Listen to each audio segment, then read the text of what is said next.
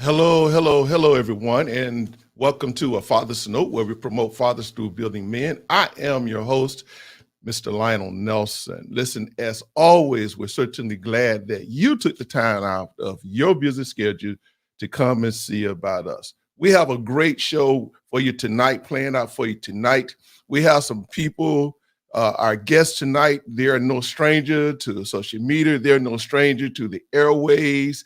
And let me tell you, I am so elated to have them on the show, especially the first Sunday, the first show in the month of February. I know everybody is celebrating Black History, but we need to celebrate love. And we're going to make the month of February the month of love. If that all right, let me give myself some hand claps on that.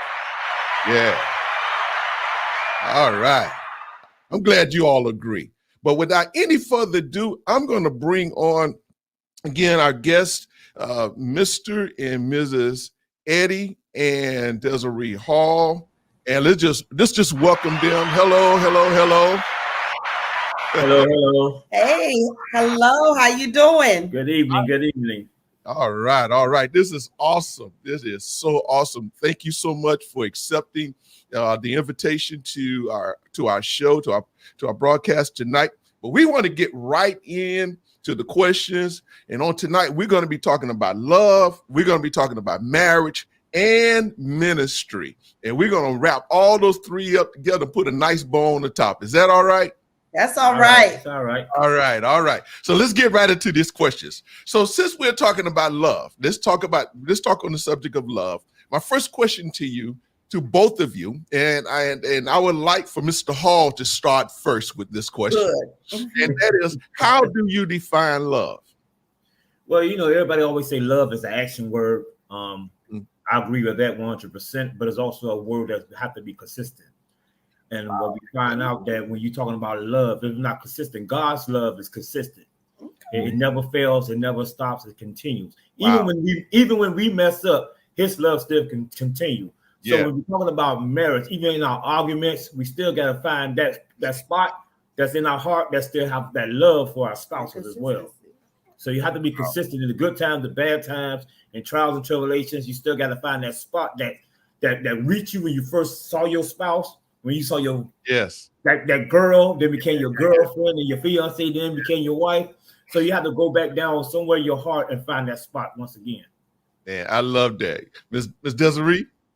Listen, he just took my answer. Okay. But no, when I first read the question, right, I instantly thought of action. And behind action, you have to have that consistency and commitment. To each other. So that's how I define love. Right. I always tell them all the time, listen, whatever happened in your relationship, in your marriage, never forget what caused you or how you felt or the reason why you fell in love with them in the first place. Always go back to that. Okay, yes. That's great. That's good. So we need action and consistency when it comes down to finding love. All right. So the next question, how do you distinguish love from infatuation? Ms. Desiree. Oh, okay. So when we talk about love is permanent, that, and we said that on the first question because it's consistent. It's something that the Bible says it never fails. And so love is consistent. But when you're talking about infatuation, now that can lead to fantasy because you have this whole thought in your head about how it should be, how I want it to be, how it's going to be. And regardless of what you see in reality, that fantasy is stuck in your head. So you play that out. And infatuation is short term. It's short lived. It's not permanent. It's temporal. So that could go into obsession. You could be obsessed with the thought of being married or being in love and all of that, but that's not the reality of things. So that's how I, kind of distinguish the two. Yeah. So Mr. Hall, how would you define love from infatuation? I agree with her 100%. It's a one-way street, and it always depends on that person. Okay. If they getting what they want, and you doing what they want, it's short lived, because soon when something change, you know what, I'm not dealing with this anymore. I don't want to be a part of this anymore, because everything is, because when you talk about love also bring pain. So so when you don't want to touch that pain or have that real feelings, right, then you get to the point saying, you know what, this is gonna be real short. This gonna really be a short love. It's short love, all right. Short lived. This thing is over with. So I like that. Short term and fantasy is infatuation. Again, love is continuation. It's always consistency with it. All right, awesome. All right, well, Mr. Eddie, answer this question for me. Yes, what are some traits women and men at times mistake for love? Some of the things that we mistake for love. Yeah, what would some of those things be for that you would consider to women and men as well? Why don't you answer it for the men? For the men, I think one of the biggest problems that we have as men is that for some reason we don't know what love is. Wow. Most men have never seen love. So we really can't identify what love is. So many times we do make mistakes because we think of the things of gifts. So when we receive gifts, we think it be love, but it could be a hidden agenda behind that. So when we don't recognize what is love, or have we ever felt love, or have we ever even seen love, sometimes we really just can't identify with love, because many times you have to go back to the Bible. You have to go back to the Word of God. You have to go back to some old pioneers that you can see on TV, or you see them walking down the street. You got to find somebody who you can talk to that can show you. But what happened is we don't want to branch out and sit down and talk with people and find out, okay, what made your marriage successful, or what you did to keep it going right now. That's a good point, man. That's good. That's good. Ms. Desiree? Okay, I think for women, sometimes we get caught up, like I said, into the fantasy, and a lot of times it becomes more emotional. We get emotional attached. So if we having good sex, we are right, because you can have sex and nobody could be in love or feeling nothing, and we can misread that. And we fall into so many different mistakes. And once you give up yourself, you open up yourself to a whole lot of other areas. So I think that is one of the biggest things. Gifts as well. When I'm giving you money, I'm doing this, I'm doing that. We get it mixed up that these guys love us. They're into us, and it's all a plot and a plan a lot of times. So we have to be ever so careful and just watch. One of the things I say a lot of times with single people, especially if they've been single for a long time and not had a man or whatnot, a lot of times when that time comes, they get all caught up and so emotional. And even when they see the signs, even when they see the stop sign saying stop, slow it down, they get so caught up and they start misinterpreting a lot of things and making it become what they want it to be. And we error. And I think one thing about the word love is easily used, but it's often abused. Wow. Wow. And I want to kind of piggyback on something that you said also, Mr. Hall, was the fact that maybe, we have a lot of our men and women that get in relationships, and because, as you stated, because they have never seen love exercised in the home, they would have a tendency to automatically to mistake what love is outside of the home. Or let's say they may be looking for someone, and then also let's say they don't have a father figure. The ladies don't have a father figure in the home that have demonstrated their love to them. So when they get in a relationship, really they might be looking for love in a partner, but really they may be looking for love through a father figure. What do you think? Exactly. And they, you know, it's trying to fill that void, what I'm looking for. And you know what, I think it's going into the next thing. So okay. All right. Well, then let me go to the next question. Then, what have you noticed to be signs of couples falling out of love? Because you all have a ministry that centered around love, and I know that you definitely promote married couples. And I'm sure along your journey, you have had, or there have been those that have reached out to you, possibly for advice, for counseling. What have some of the things, issues that have, or traits that have come up that will cause couples to fall out of love? Well, one of the things we always said, everybody can remember when they fell in love. So that's that spouse, that girlfriend. You can always remember that moment when you fell in love, especially women. But do you remember the day you start falling out of love? And Eddie always used to ask this question when we get couples saying, you know, we just fell out of love. So he said, what did you do when you started falling? Did you notice? Laugh, but that's a good question. Yes, and they were like, and then what did you do about it? Now it's like fell out. That means you already fell. Right. So what did you do to stop yourself from falling? Wow. And I think that's what we don't recognize or don't pay attention to, because we think it's okay. Yeah, and some of the biggest mistakes that I wrote down was, number one, spend less time with your partner. You don't have the date nights anymore. You don't have the coloring. You don't sit on the couch and watch TV. You don't walk the malls anymore. So you spend less time. We spend more time at work. Then when we come home, we're tired. We don't eat together. I'm gonna throw myself out there. Sometimes we don't sleep together. He loves the couch. So sometimes, you know, not spending that quality time with one another. The second one is, you're no longer attracted to your partner.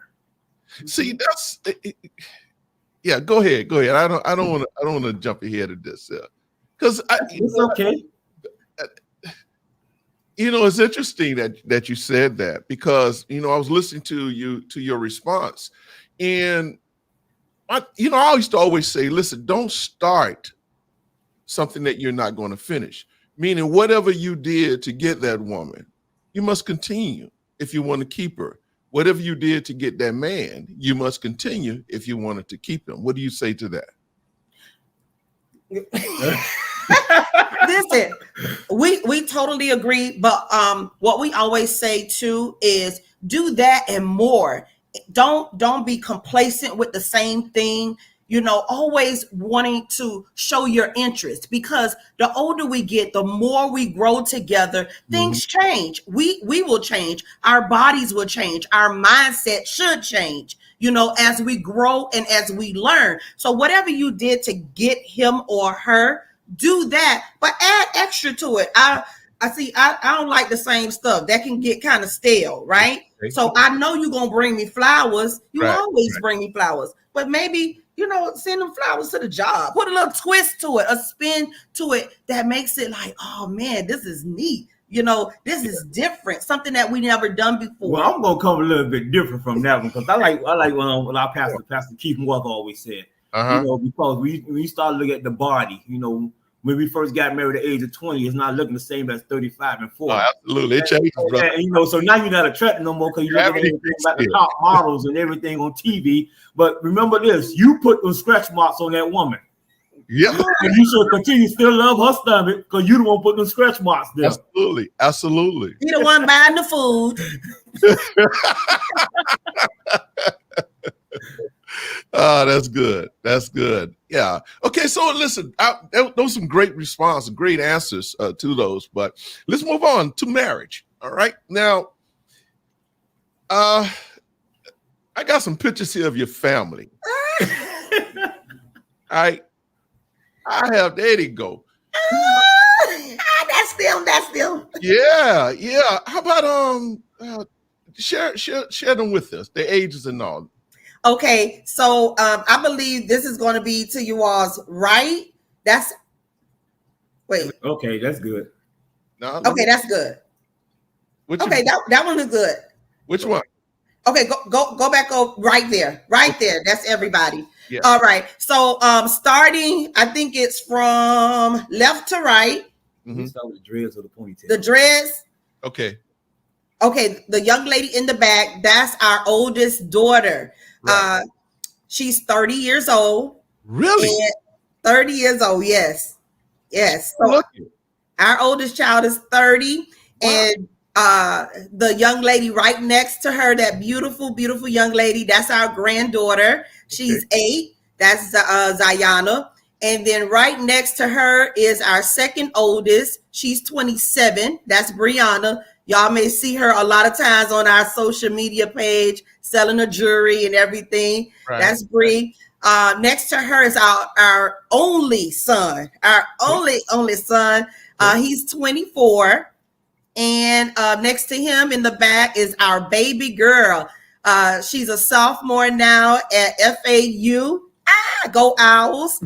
She's 19 years old. That's Ebony Hall. A lot of people don't know about Ebony.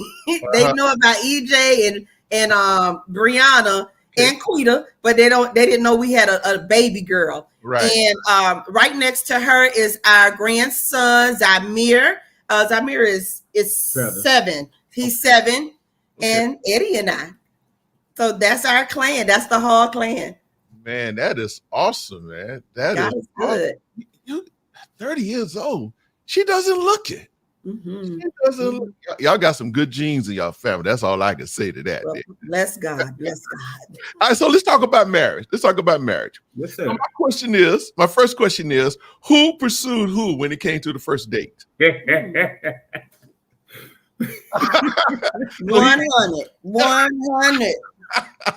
So he did the pursuing, huh? Yes, he did. So, he wasn't giving up. No? Oh, no. Man. Like that. Let me tell y'all. Okay, I'm gonna tell y'all. I'm gonna tell y'all this. I was actually talking to somebody else, right? Oh, really? Okay. Well, but it wasn't nothing. Listen, it wasn't nothing serious at all. You know, just kicking it. You know, talking or whatnot. Right. And I told him that. I said, well, I'm actually kind of talking to somebody, but it's not really serious. He didn't care. Wow. He did not care. He was very, very persistent. Very persistent. And I always share this. He's older than I am. And my daddy was like, listen, you can't have these old men calling his house for you, you know? So I'm like, oh, man. Well, he said that was before cell phones, huh? Exactly. They had to call to the house. We had no cell phone. I ain't had no beeper then. I think beeper was out, but doctors had them. Or if you had a high-paying job, you had the beepers or whatnot. So he would always call to the house. Mm-hmm. What you got to say about that? No, talk to us, Mr. Hall. She doing all that now. Hey, help the brothers out, man, with some lines. How did you approach that, man? What happened was, well, the truth of the story of what happened was, I gave her a business card. I didn't even have a business. No, he didn't. No, let me tell you, he didn't give me the business card. He sent it through somebody else at the church. I didn't give him my number or anything. Okay. Nope. But some way that night, I ended up getting her number for somebody. So did you meet in the church? You met at church or work or where? Yeah, we both grew up in the same church. Okay. All right. Well, you gotta tell him. So we did grow up at the same church. Mm-hmm. And Eddie is 6 years older than I am. Okay. So at the time that he started going to the church at 12 years old.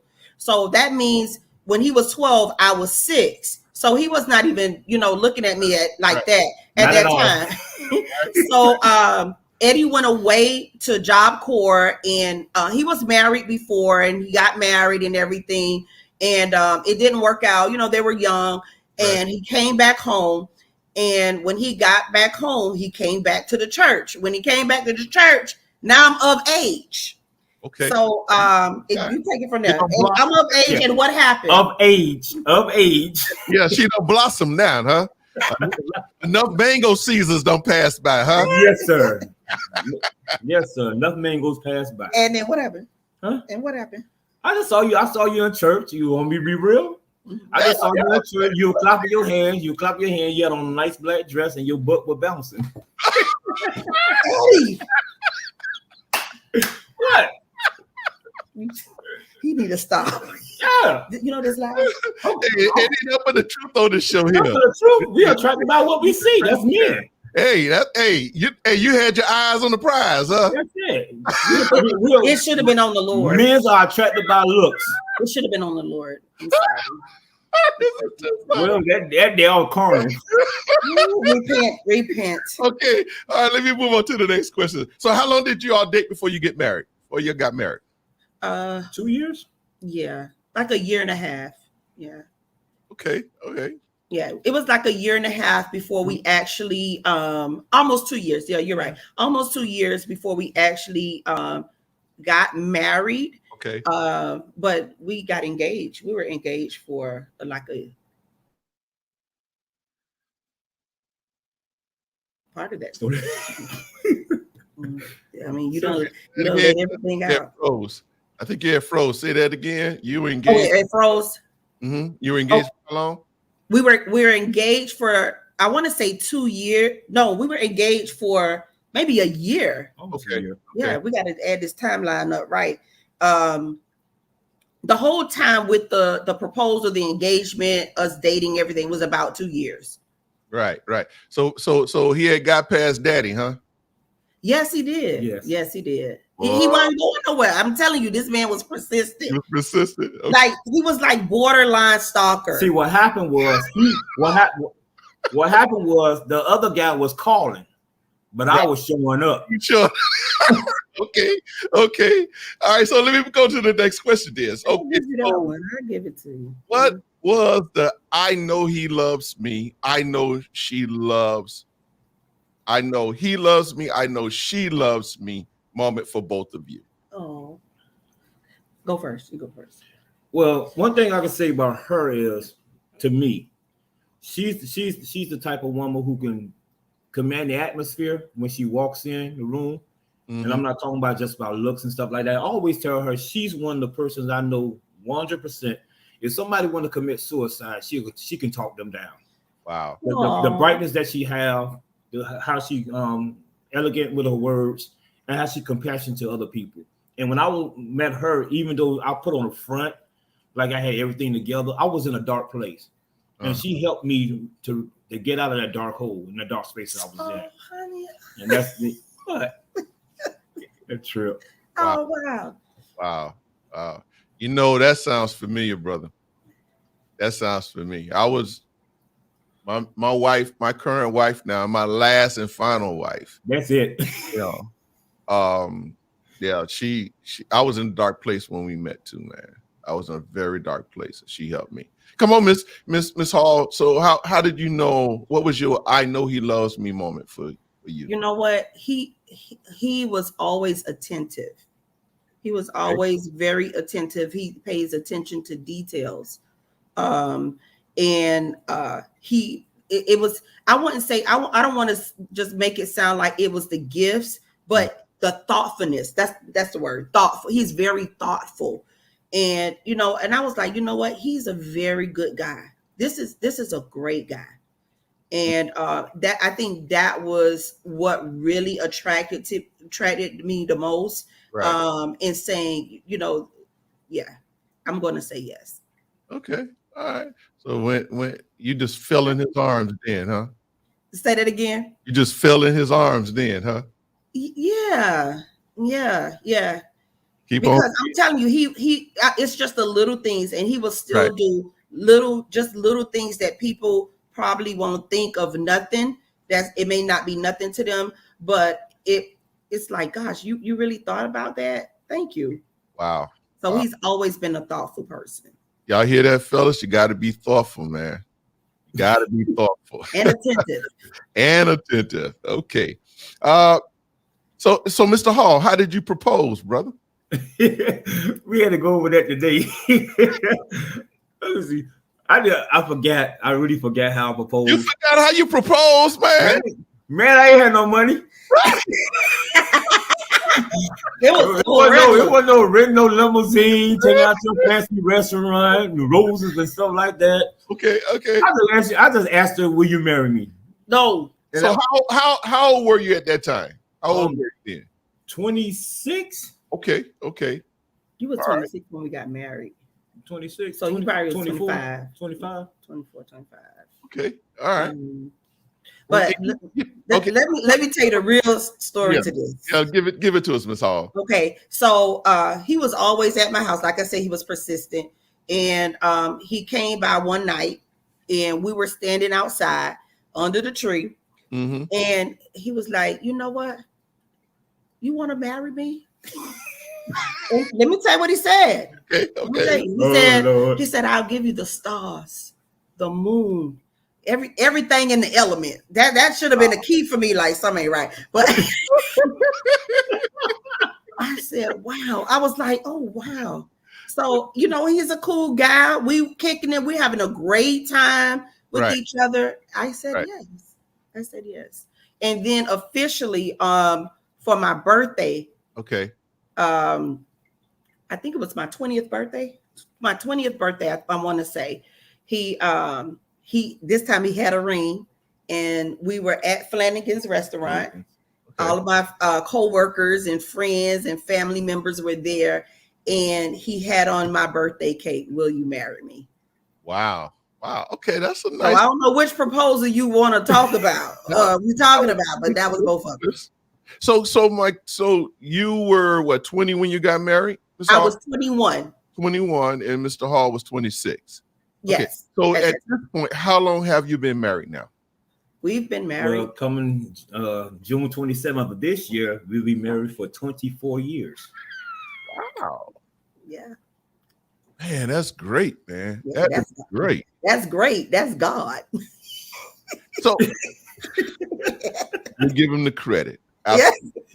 Absolutely. So how did you know? Well, I guess you probably already answered this question, but how did you know that he was Mr. Right, though, for sure? But before you answer that question, so Mr. Hall, you didn't talk to Daddy first, man? Did I talk to Daddy? Yeah, I think you did. I think you told me you spoke. Somewhat. Okay, somewhat. Okay, I was just curious. He had an idea. That, hey, because you was persistent, huh? You wasn't going anywhere, huh? No, I wasn't going anywhere. Yeah, he was actually he was always there. And I think if I remember correctly, you did say that you had a conversation with him in the Florida room. I did. You took him out there. Yeah. That's great, then. That's how it should be done. That's how it should always want to get the father's approval if the father exists, or even I don't like to use the word stepfather, or let me say it this way: the father who stepped in. Let me put it that way. All right. Yes, sir. Okay, so let's move on to y'all. Got anything else y'all want to share with us about your marriage? Because we've been going to ministry right now. Yeah, listen, our latter is greater than the former. I'll say that. I think if anyone stand the test of time, every married couple can say that. Yes. Every married couple can say. Amen. All right, so let's move on to ministry. How did Real Love Ministry start? What was the birthing of it? How did you all come about it? Nothing what y'all thinking right now. Yes, nothing at all. Real Love Ministry actually started off as a mentorship program for young ladies that was transitioning into adulthood. So I will have the high school young ladies, and we would just mentor them. I had a group of maybe about eight young ladies at the time that was actually in transition, going through high school and becoming a young lady. So I would take out time and train them, and then as it began to grow, the young guys started to come in. And Eddie, at that time, he, we married, but it ain't all that. It wasn't nothing to be talking about, And I really did need the help. So I started getting some young guys, and they would come in and help every now and then or whatnot. But that's actually how it started. And that was back in maybe 2000, I would say. Okay. And I remember sitting in church one Sunday actually, and the Lord just kept dealing with me about praying for families.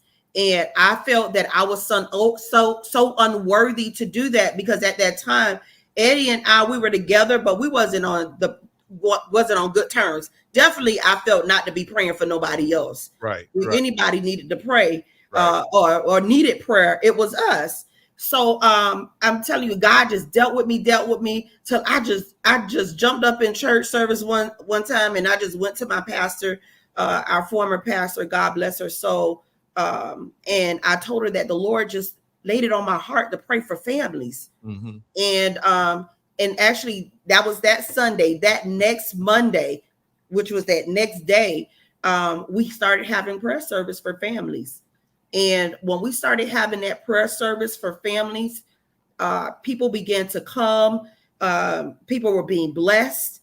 I began to see our family and our marriage and our relationship to begin to also do a turn. It was still wobbly. It was still, it still wasn't that stable slate, but I began to see things happen. And from that time, as it grew in the prayer service, God just shifted this whole thing from a young ladies mentorship program into this whole marriage and family ministry. We were just amazed. Yeah. Also on that time,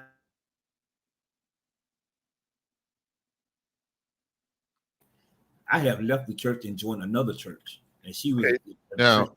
It had froze again, so I want to make sure that the audience get everything that you said. We lost you when you said at that time. That was the last thing. At that time, we was not even in the same church anymore. I had left the church and moved over to another church. Right. So we were still living together at home, but fellowship in totally two different places. Yeah, it was bad. Now, what I did like about her was because when I went to another church, she made sure at least 2 times to 3 times a month she would come over there where I was at just to worship with me. Wow. Yeah, because I believe in keeping the family together, and it was like the devil was already on the rampage with everything else, and I was like, with our worship, we need to at least worship together as a family. And I didn't want to leave the ministry that I was at. He upped and left. He was mad, and it was just crazy. So what I would do, I would at least 2 Sundays out of a month, I would take the family over, and we would worship there where he was. See, I appreciate you all's transparency, because it is absolutely obvious, especially for what both of you are doing as far as your ministry, and you're reaching out to other couples. And they'll think that other people stand on the outside looking in, especially with what they see right now. They will absolutely think that, you got it perfect. Everything is A1 okay. And I think that's going back to what one of the questions in the beginning is that, and you said it too, that love is pain.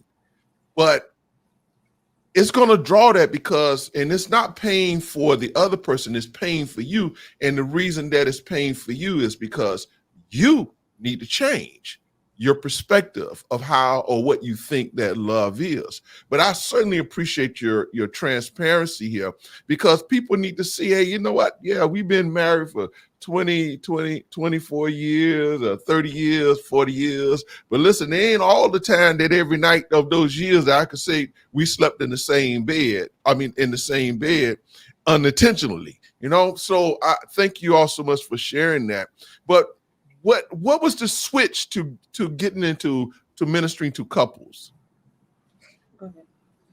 Oh, so with all that going on, I continued with the prayer services for the families. And like I said, as we continued to see what God was doing, I used to pray for him all the time, like, God, just do it for him, and get him, Lord, and just don't kill him, God, shake him up, get his attention some type of way. Sure. And as I was praying consistently, I began to see, God working on me and changing me. and how to deal with him and the right things to say towards him and to him. I didn't even realize how much animosity and resentment and bitterness that built in my heart towards him because of what we were going through. Mm-hmm. So in the midst of me praying for him, God began to really change and work on me. And as he began to work on me and change my heart, I began to find myself really humbling down. It wasn't easy, but I had to humble down. And, he said, I'm going to deal with you. Don't worry about him, because trust me, I'm going to deal with him. And as I begin to humble myself unto God and begin to see God work with me, he showed me how to really minister to him and to love on him and what things to say to him. And God began to change him.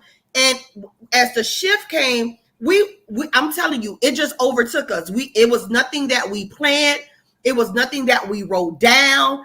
None of that. We decided to come together and, you remember, do our first prayer breakfast for family, but on a larger scale. Mm-hmm, mm-hmm. And we did this at the Don Shula Hotel in Miami Lakes. Right. We didn't know how it was going to come out. We didn't know actually what we did. We rented one of the little booths. If anybody ever been to Don Shula's, they have rooms upstairs, like little small conference rooms upstairs. And then downstairs is the major ballroom. Right. So we started selling tickets. I'm telling you, people just started buying those tickets. And I was like, Eddie, we have to stop it because it's getting too big. And we don't know how we're going to put the people in the room. I guarantee you, the lady from Don Shula's called us and said, Miss Hall, I do apologize, but there's a problem. We need to switch your room because the other church that had the grand ballroom downstairs didn't sell enough tickets. And we need to switch you guys from the room that you're in to the grand ballroom. I said, oh, wow, I'm so sorry to hear that, ma'am. I hung up that phone. I said, well, bless God. Bless God. We sold that place out. And from that moment, I think it was just on and popping from there, and still, even then, we was like, God, I don't know what you're doing and how you're doing it, but God began to open up the way. I'm just encouraging you all out there that is in ministry or God is giving you something to do. He will open up the way. He will set the foundation, open up the way. You just got to be obedient to walk through it. Because I'm telling you, we felt definitely unworthy because we were still shaky, but we were getting to be all right. I'm gonna give you two things right quick. Come on. Number one, for the ladies, one thing that she did, I was not even aware of it. She was praying for me while I was asleep. Even when I was sleeping on the couch, she would come out the room and pray for me while I'm sleeping on the couch. Wow. Not knowing her prayer kept me from being killed because by me sleeping on the couch, she coming in the living room praying for me, I was robbed at gunpoint. Wow. With nobody around. Took my driver's license and everything. The second thing what happened to me was she comes from a house that was humble. Pastors, bishops, evangelists, everything, deacons. I came from a house that was domestic violence. I came from a house where my mom and dad, they cuss, they fuss, they fight like cats and dogs. So I was accustomed to that. So you got two different worlds coming together.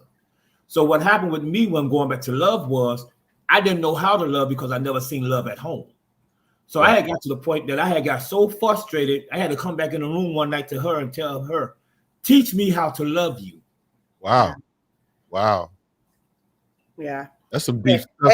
And this was all going on, even after that prayer breakfast. But like I said, God was really doing a work in our life and we was not understanding it all. But it was like, okay, God, I don't know what you're doing here. And when he said that, I still was like, in a sense, like, I shouldn't even have to tell you. I shouldn't even have to show you. But God had to get me to understand he don't know. It seems that you all may not were perfect in your marriage, in your relationship, nor had a clear directive as to what it was that God wanted you all to do. But two things I would say that you were. Number one, you were humble, and number two, you were submissive to the will of God. And through your obedience, it seems that through your obedience, God healed and restored and mended your relationship to be even more effective. Because I'm sure along the way you learned a lot, not only about each other, but about yourselves. And I think that is so awesome. And ladies, I'm sure you hear it. Listen, and you know, and it's interesting though, also based on what you're saying, Mr. Hall. I would say to the ladies, brother, you were blessed to have a wife that would pray, who chose to pray instead of continue to argue, curse, get out my house, blah, blah, blah, blah, blah. So the only thing I can tell you now, man, brother, I see why you was persistent. I see why you were persistent, man. That is great. So my next question I want to ask you, can you share with us a testimony of a couple who accredited Real Love Ministry to saving, or let's say restoring, their relationship or their marriage? The first night of passion. Oh yes. Okay. So we began to get so many different. Let me say this: it was so many different couples. I couldn't really even pick out one. But one thing I will say, I think from us being transparent, that we went through, from pornography to just the arguing, the fighting, finances, and being just so transparent. We had so many couples come up to us and was like, you know what, thank you for sharing your story, because it really blessed us. It really has blessed us.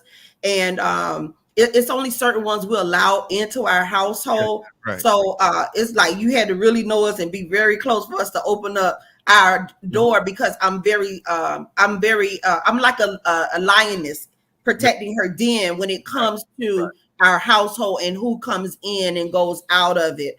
And I remember one couple definitely sat on our couch and was just telling us what they were going through. And, you know, we just told our story and we prayed with them, and they're still together today. They're still together today. And they always tell us, you know, we thank you so much for your ministry. You know, we always will bless you all and encourage you and support you.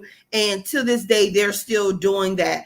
And I just can't pick out one couple per se, or even two. There were several couples, you know, even when God gave us, and we're going to talk about it, our first prom night, Not a Passion, and how the dance floor began to flood with so many ministers and pastors and bishops, and they had an opportunity to share and to just be together with each other. The tears began to flow, you know, and they begin to just thank us for that opportunity, because it's like, man, I didn't realize how much we have missed because of ministry, or have missed because we got busy doing other things. So we're just grateful to God in being obedient to what He has called us to do. You mentioned something there about ministry. I'm going to ask a question. If I need to further explain it, then I will.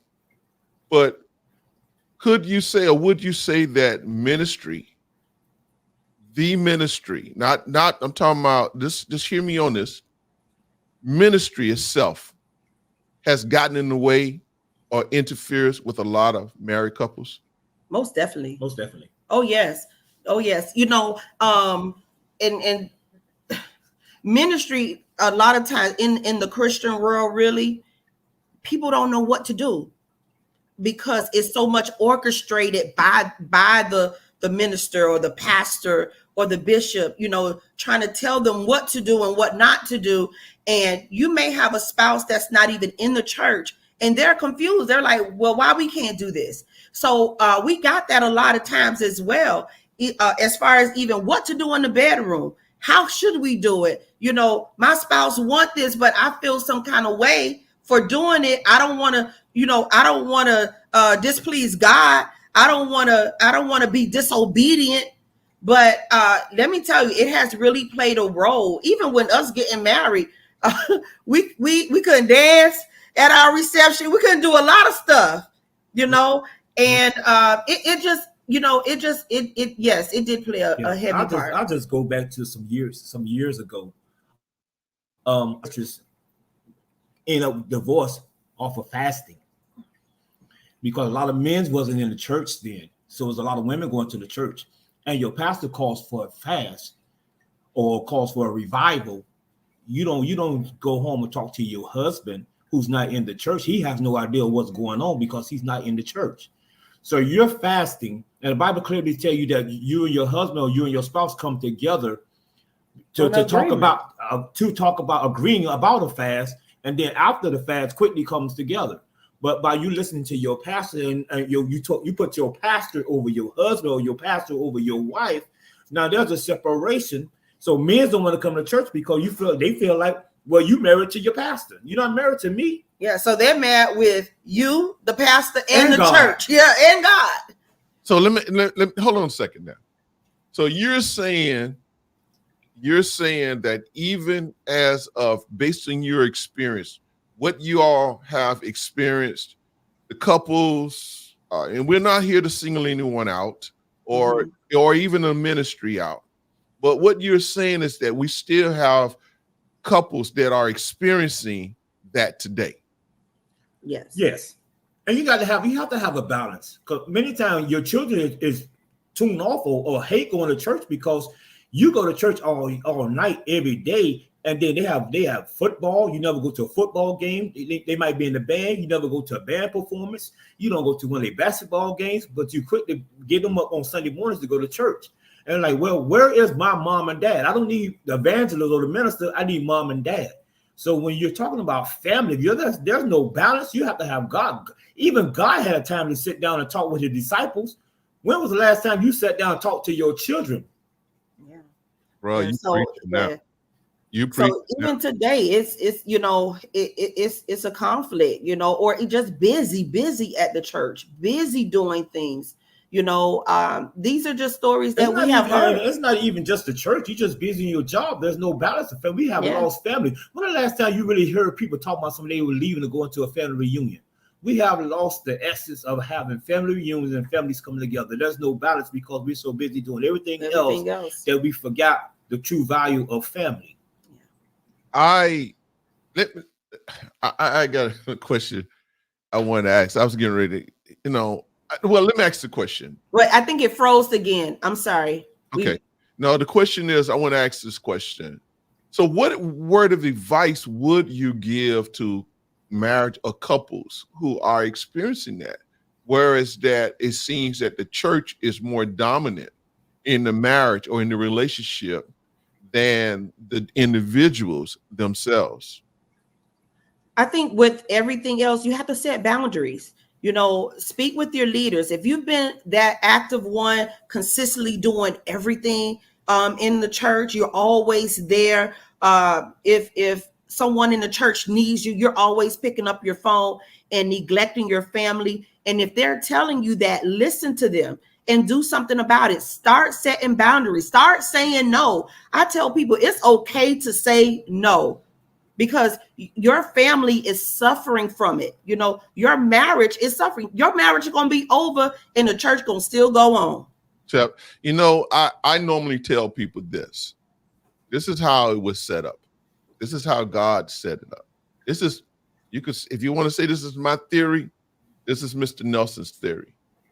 God, family, then church. Yes.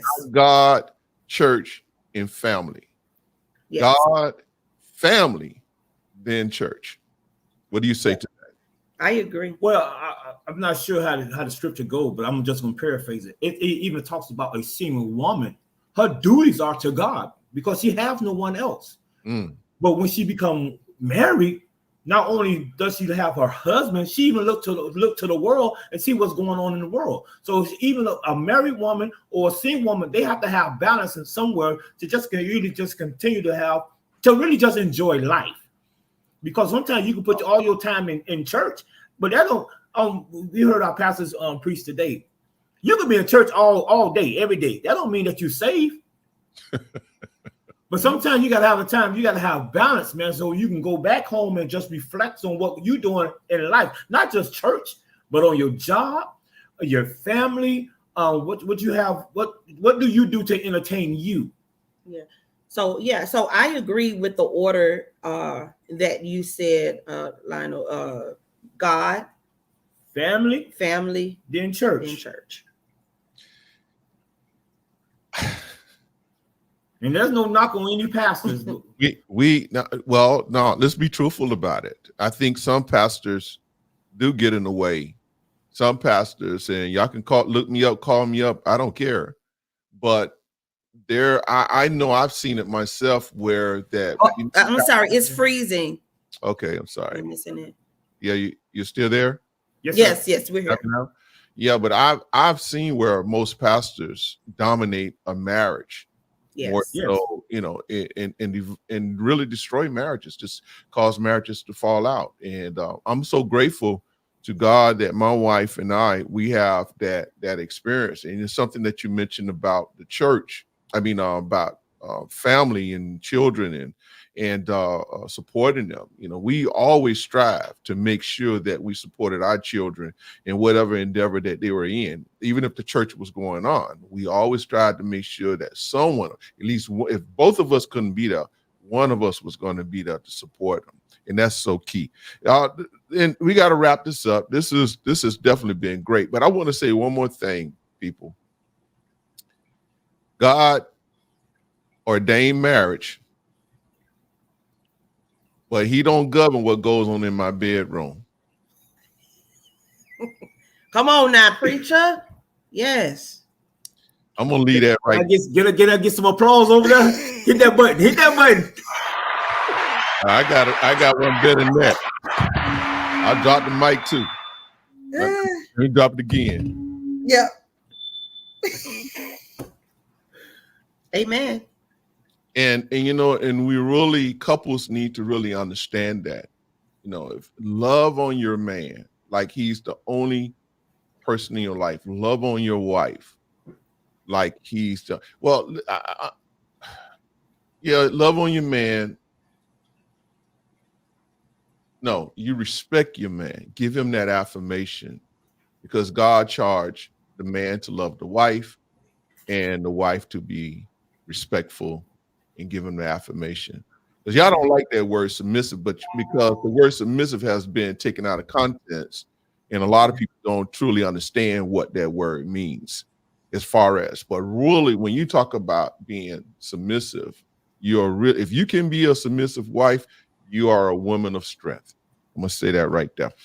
Let me ask one more question. Let me get this last question, because as you guys have advocated for marriages over the years and being in the spotlight while you're doing it, what has really been your test to maintain it, to keep that integrity as two individuals, as a couple in the spotlight, where you can continue to be an outlet, continue to be a light to other couples, other marriages in your ministry? I would say for myself, just us keeping it real.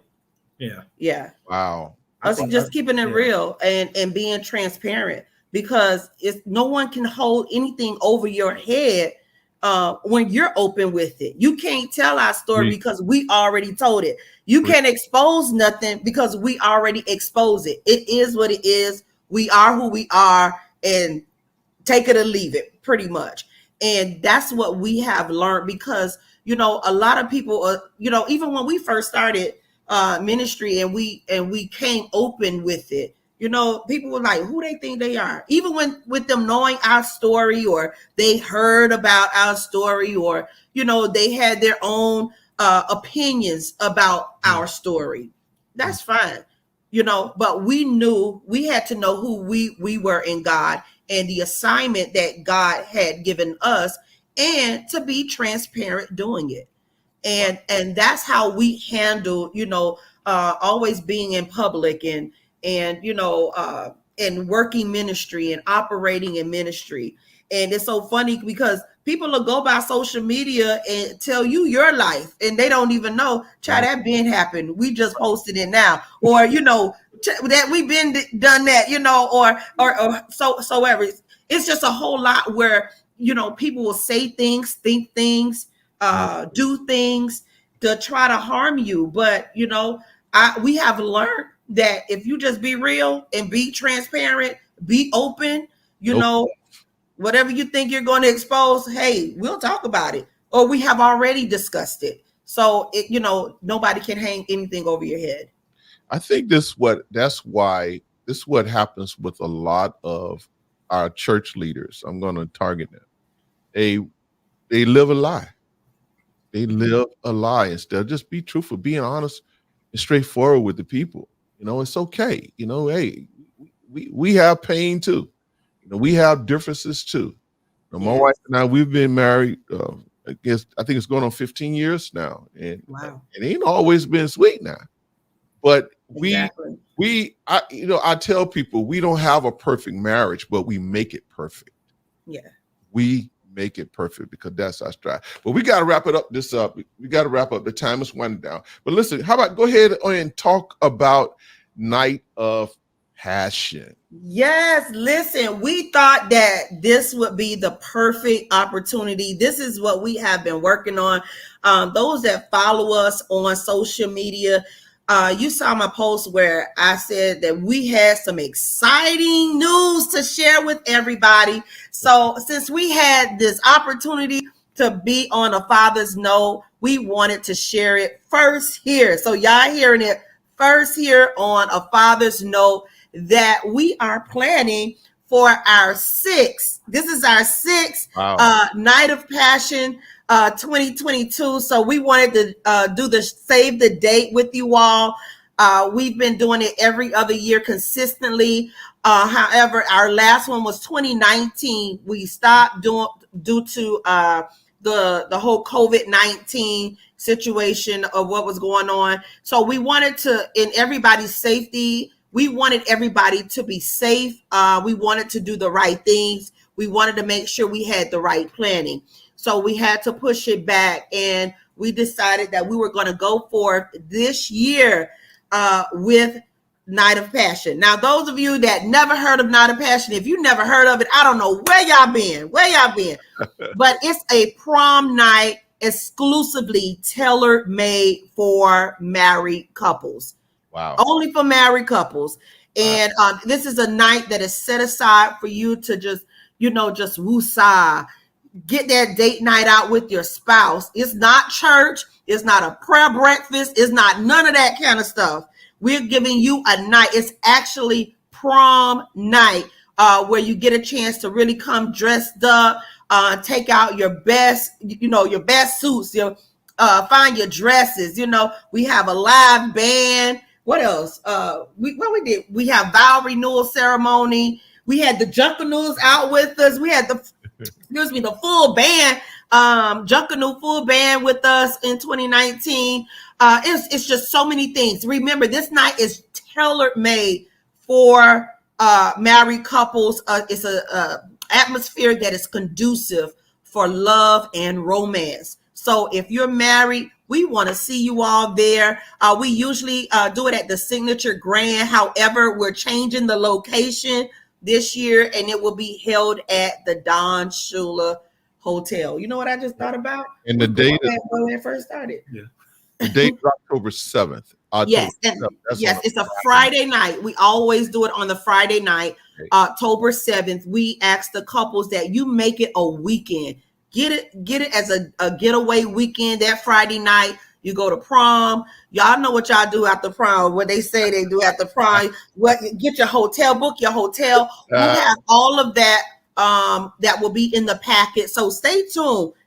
We just wanted to release that tonight and wanted you all to save the date, get your monies ready. We ask that you plan ahead. So that night of the day before, you're not trying to scuffle and trying to find this and trying to find that and trying to attend. Because if you don't have a ticket, or if your name is not on the seating chart, you can't come in because it's usually a sold out event. So we want to see all the married couples there. How would they get in touch with you?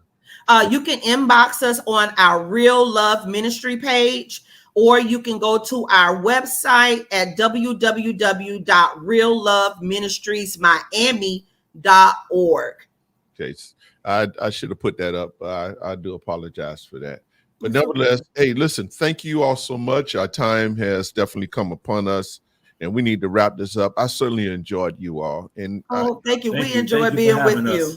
And then also, listen, I know my time is gone, but go ahead and get a plug for your radio ministry. Yes, we want you all to listen to us every second Saturday on AM 1490 WMBM at 1:30 p.m. This year, July, we'll be celebrating 11 years of radio ministry. Wow.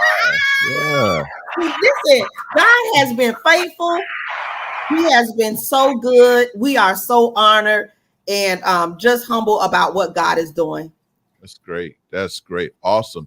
Hey, but again, thank you all so much. Mr. Eddie, I got to get you on here one-on-one, man. We can have some man talk, man. No problem. Man talk, man. Because I love, you said some great things that I really love what you said. Really, both of you. But then again, anyway, again, thank you all so much. And we're going to be talking in the definitely near future. All right. Yes, sir. God bless. All right. Okay, everybody. Look, thank you so much. We did have gone over our time, but I do want to just share with you all next week. We're going to be next week. We're going to have a newlywed couple on the show. They may look very familiar. I will tell you about it later on. Y'all will find out. But the topic is love then and now. This is a newlywed couple. This is a young couple who started dating in high school. Okay. And they just got married December 11th of 2021. So they was dating for 10 years. And I'm going to tell you right now, they did it the right way. What they did, most couples don't do it these days, but they did it the right way. And they're going to be on our show just to share with you what their strategy was, what their approach to it was. We absolutely know that there were temptation times that may have came, but they managed to keep themselves. Of course, they're going to share with you what their strategy was. But without any further ado, I want to thank all of you who have watched on Facebook, who have watched on YouTube. By way of YouTube, I thank you all so much for your comments and what have you, your support here on this station, on this channel. So again, we got to get out of here because our time has come and gone. But we'll see you next week. Okay. God bless. Everybody have a great night.